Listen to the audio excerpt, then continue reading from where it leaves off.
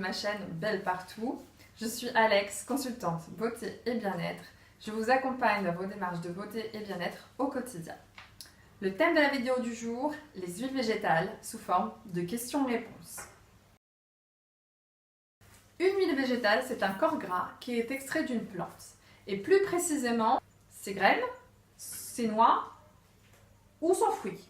Dans la même famille que les huiles végétales, on pourrait intégrer les macérats et les beurres. Le macérat étant une huile végétale dans laquelle on a fait macérer quelque chose pendant plusieurs semaines.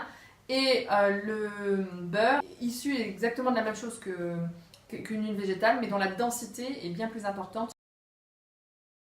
Ce qu'il faut déjà mettre en lumière, c'est qu'il existe plusieurs types d'huiles. Vous avez des huiles végétales, c'est ce dont on va parler aujourd'hui. Mais il existe également des huiles minérales, qui sont des dérivés de la pétrochimie, donc de l'exploitation du pétrole, et des huiles animales, donc qui sont des dérivés de l'exploitation animale. Ensuite, au sein même de la famille des huiles végétales, il faut distinguer deux types principaux d'huiles. Il y a ce qu'on appelle les huiles vierges, première pression à froid, qui donc sont issues de l'extraction mécanique naturelle de la plante, donc sans aucun traitement. Et il y a les huiles dites raffinées qui sont soumises soit à un échauffement, soit à une extraction par un solvant, le plus souvent chimique. La façon dont on les utilise le plus couramment, effectivement, c'est en cuisine, bien sûr, puisque elles sont nécessaires à notre alimentation et au développement de nos cellules. Et notamment à cause des éléments qu'elles contiennent, à savoir les oméga 3, 6 et 9, donc des acides gras, dits notamment les 3 et 6 qui sont dits essentiels parce que notre corps ne peut pas le synthétiser. Il y a également l'utilisation cosmétique, où là, elles vont être utilisées à d'autres fins, et notamment pour embellir, améliorer une partie de notre organisme, notamment la peau. Très souvent, une peau est grasse parce qu'elle se sent agressée. Donc le fait de lui appliquer un autre corps gras, et notamment un corps gras végétal, va lui permettre de se sentir rassurée. Alors, ça ne veut pas dire que ça va résoudre le problème de la peau grasse, mais donc, en utilisant les bonnes huiles, elle pourra réduire sa surproduction de sébum. Avant tout, ça dépend de l'utilisation qu'on veut en faire. Il est toujours préférable d'utiliser une huile végétale, donc vierge, première pression à froid, parce qu'elle contient tous les minéraux de base de la plante dont elle a été extraite. Pour la peau, l'idéal, c'est effectivement de varier les huiles végétales de telle sorte à apporter des choses différentes régulièrement à la peau et pourquoi pas changer par exemple tous les mois d'huile végétale. Donc elle va être sensible à des phénomènes dits d'oxydation à cause de plusieurs facteurs. La lumière, l'air, mais aussi les variations violentes de température. Il va falloir idéalement protéger les huiles de ces facteurs et notamment avec des flacons opaques pour tout ce qui concerne la lumière. Et conservé dans un endroit frais, environ 6 mois. Sachant que pour les plus fragiles, ça peut être 1 à 3 mois et que pour les plus résistantes, comme l'huile d'olive, le pépin de courge par exemple, ça peut aller jusqu'à 8-12 mois. D'abord, qu'est-ce qu'une crème? Une crème, c'est un mélange d'huile et d'eau. C'est comme une mayonnaise.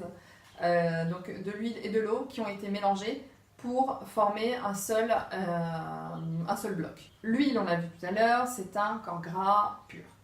L'inconvénient de l'eau, c'est qu'elle a une faible capacité de pénétration du fait même de la nature de la peau. Vous aurez une meilleure pénétration avec une huile qu'avec une crème.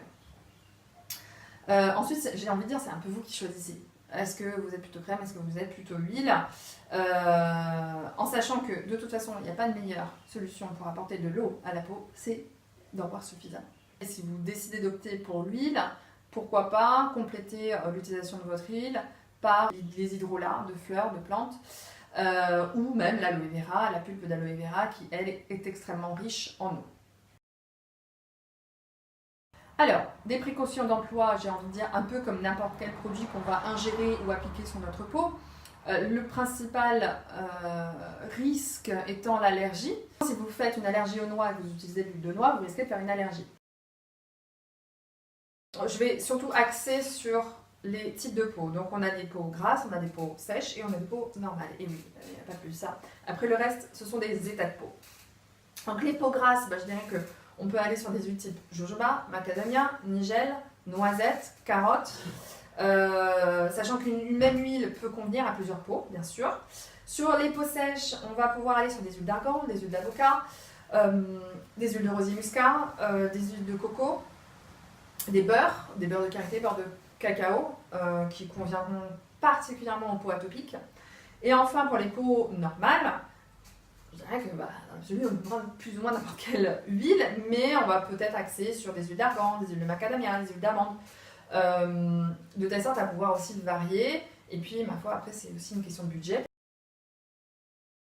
Une huile végétale est un dérivé d'une plante. Il faut laisser le temps à la nature de faire les choses et d'agir.